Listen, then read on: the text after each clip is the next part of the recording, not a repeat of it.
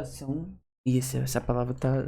É a palavra de 2025 até agora, hein?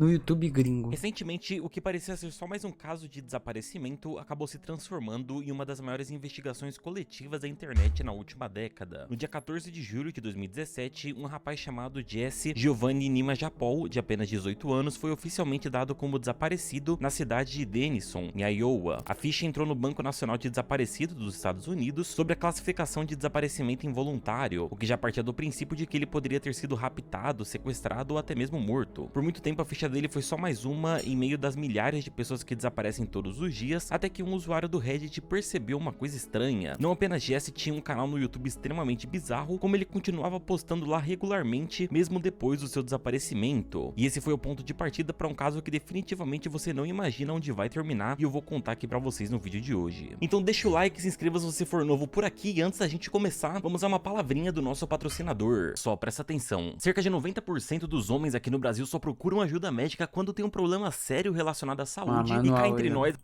e ele chegará a me enviar uma caixa aqui com algo por patrocinar esse vídeo. Todas as informações estão aí na descrição do vídeo, e agora vamos ao nosso assunto.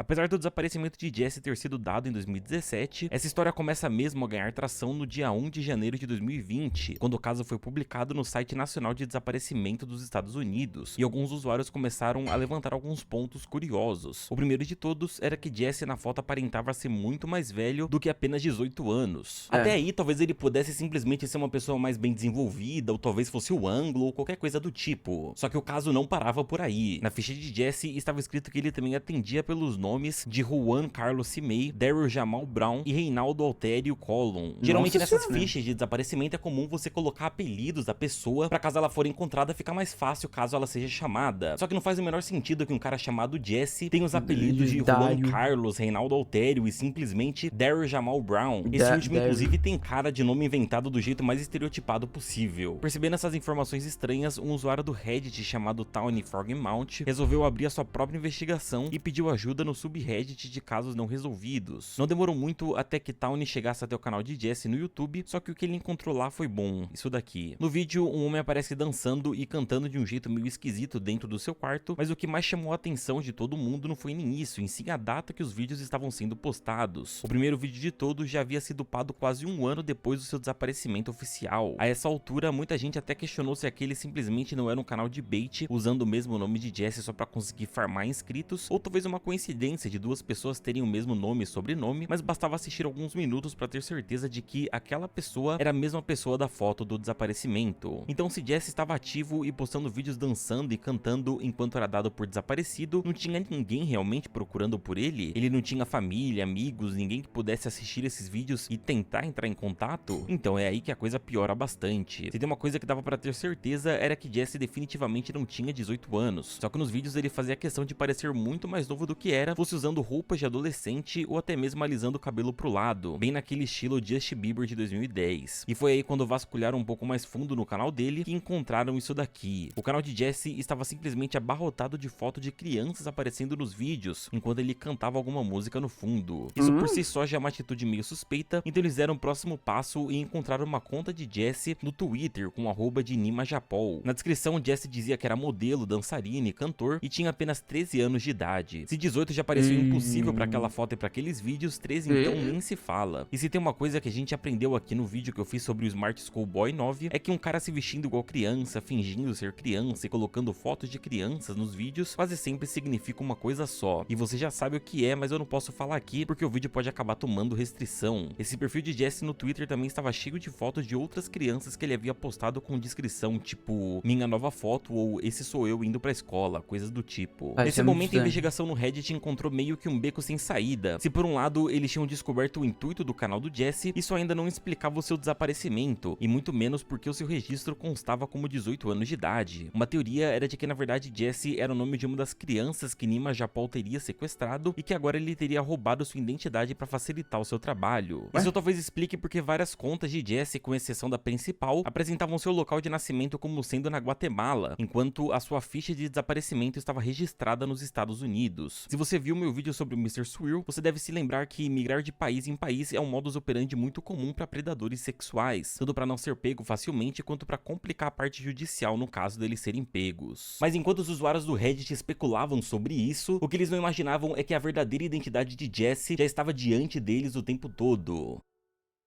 Vasculhando nos arquivos da polícia, um usuário descobriu que no dia 12 de junho de 2018, um homem chamado Pedro Nima Japol havia sido preso pelas autoridades do Texas sob posse de conteúdo infantil no seu computador. Não haviam dúvidas de que aquele era o mesmo Jesse Nima Japol que havia sido dado como desaparecido em 2017, que obviamente não tinha 18, mas sim 38 anos de idade. Nossa. No computador de Pedro foram encontrados 604 imagens e 37 vídeos de garotos na faixa ali de 6 a 10 anos de idade. Muitos deles inclusive apareciam em vários canais que Pedro tinha. Esse fato em específico levantou a ideia de que os canais do YouTube eram na verdade para promover a venda de conteúdo ilegal infantil, direcionando os interessados para outros sites. Porém, de uma forma ou de outra, o fato é que ainda assim a história não fechava completamente, já que vários posts do Pedro haviam sido feitos depois da sua prisão, e é aí que vem a parte mais revoltante da história. Pedro Nima Japol não passou sequer um ano preso. De acordo com os registros, ele foi solto em 2019 e extraditado para Guatemala, onde voltou para casa como um homem livre. De acordo com o canal The Internet Investigator, que conversou com uma fonte da polícia, Pedro teria forjado seu desaparecimento, porque justamente naquela época as autoridades começaram a reunir evidências de que ele estaria envolvido em compra e venda de conteúdo ilegal. Aparentemente, a estratégia deu certo, já que a investigação esfriou e quando ele foi preso, parte das provas já nem existiam mais, e ele foi deportado e ficou por isso mesmo. Acontece que, antes mesmo do caso parar no Reddit, todos os canais de Pedro simplesmente pararam de ser atualizados ao mesmo tempo, por volta de 2020, deixando o caso para trás ainda com mais perguntas do que respostas. A principal delas é o que teria acontecido com Pedro, já que ele parou de postar justamente no momento em que passou a ser oficialmente um homem livre. Alguns acreditam que ele tá só escondido na Guatemala, enquanto outros acreditam que um outro tipo de tribunal acabou pegando ele, ou seja, que ele foi morto assim que as notícias chegaram na Guatemala. Não esqueçam de conferir o meu último vídeo sobre o meme de 2015 que escondia um crime. Dá uma olhadinha e inscreva-se se você for novo. Ficou meio sem informação um pouco, talvez. Não deve ter muita coisa, né? Aliás, talvez tenha sido o vídeo mais rápido dele. Enfim. Não sei o que aconteceu, né? Acho que nunca saberemos.